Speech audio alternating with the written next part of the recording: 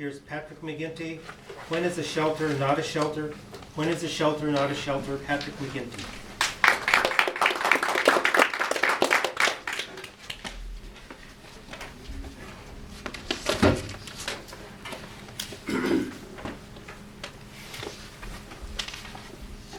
When is a shelter not a shelter? Let me explain.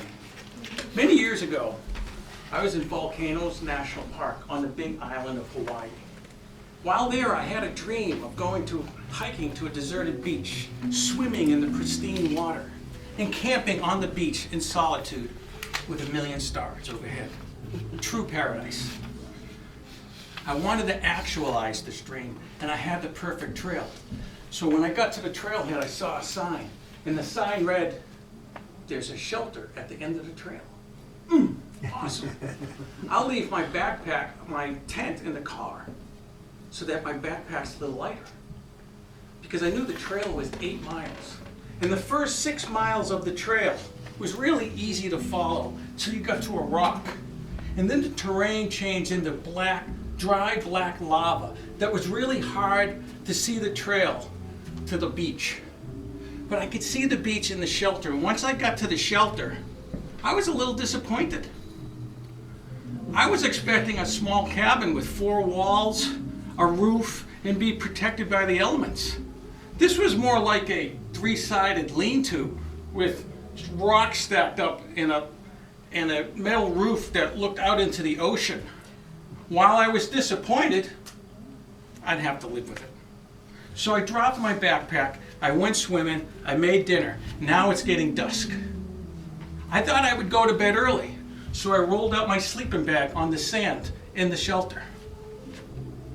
I jumped in the bag and I tried to sleep.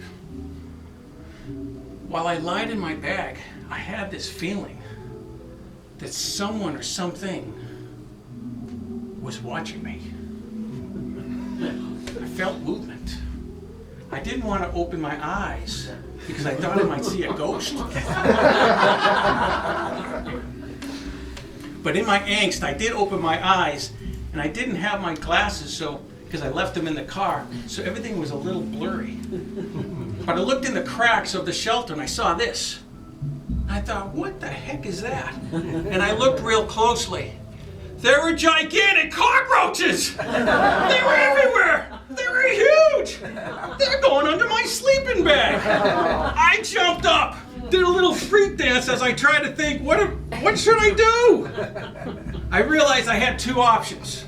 1, I could stay and sleep with the cockroaches in the shelter, or 2, I could hike out to my car 8 miles away.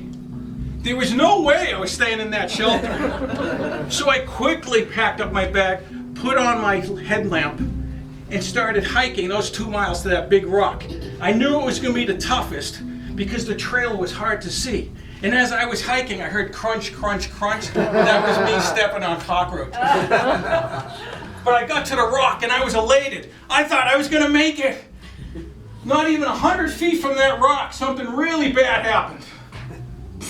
My headlamp went out. I didn't have extra batteries. I was officially in a world of hurt. I slowly walked back in the pitch black to the rock, and I could hear the cockroaches scurrying about. In the pit of my stomach, I just felt awful because I recognized that the sun wasn't coming out for another 11 hours. I needed a plan. My first plan was to just put my backpack on the lava and just sit on it for 11 hours. That lasted less than 10 minutes as I sunk into the ground. I need a better plan. So I put all my rain gear on. I tucked my bottoms into my boots. I took the top of my rain gear into my waistband. I just happened to have a mosquito net, put that on, put a hat on, took my hood, put it over my head, cinched everything up, got out an extra pair of socks, put it on both hands so that nothing was exposed, got into the fetal position, lied on the ground, and let the cockroaches, centipedes, and spiders just walk all over me. It was truly hell on earth. But wait, it gets worse. As I was lying there in my living nightmare, all of a sudden I felt big raindrops. I heard thunder. I was using my backpack as a pillow, and I reached in and got out my space blanket. And just as I curled into it like a burrito, the heavens opened up. It was biblical. There was lightning. There was thunder. It was terrible. But sometimes what's bad is actually good.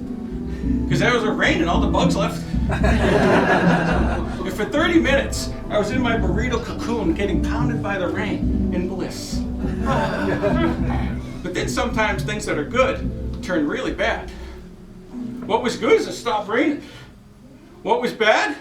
All my friends, the cockroaches, centipedes, and spiders came back in a vengeance. And I could feel them running up my leg and across my face. I could feel them burrowing into my boots and then into my waistband. And what really scared me is the ones I couldn't feel or hear. I had to lie there and brace the suck all night. At some point I fell asleep.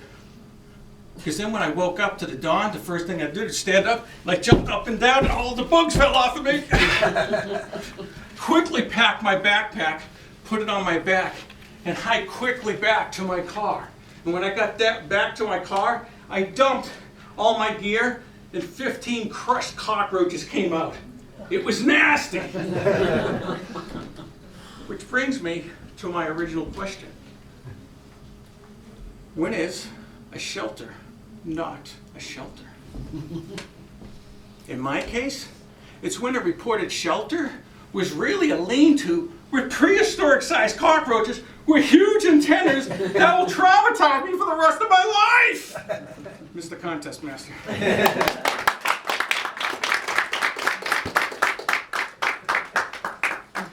Thank you, Patrick. And we have